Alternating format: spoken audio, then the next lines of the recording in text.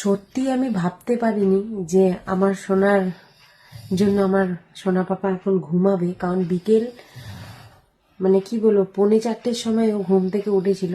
রাত 12:30 1:45 বেজে গেছিলো, কিন্তু সোনা পাপা ঘুমাচ্ছিল না।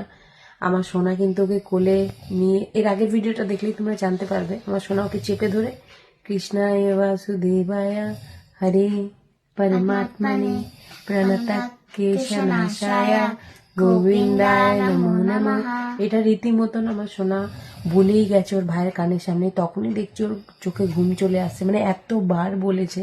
তারপর তো তাড়াতাড়ি করে আমার কোলে নিয়ে নিয়েছি। আমি আর সোনা দুজন মিলেই কিন্তু বলছিলাম, তাই না? দুজন মিলেই কিন্তু করতে করতে দেখি সোনা বাবা ঘুমিয়ে পড়েছে। মানে সত্যি হরে কৃষ্ণা বলো। হরে কৃষ্ণ। তো চলো দেখো, তোমাদের এর আগের ভিডিওটা দেখলেই তোমরা বুঝতে পারবে যে কটার সময় আমি ভিডিওটা করেছিলাম।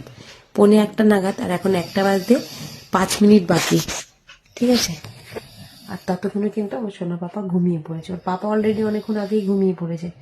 তবে আমি যেহেতু সোনার পাশে না ঘুমালে ও ঘুমাতে পারে না, আর সোনা পাপা না ঘুমালে তো আমি ওকে রাখতেও পারবো না, আমি নিজেও শুতে পারবো না। ততক্ষণ কিন্তু সোনা জেগে থাকবে বলে আজকে আমার সোনাটার জন্য ভাই ঘুমালো না। সোনা অনেক দুষ্টুমি করছিল, একবার বমিও করেছে সোনা পাপা।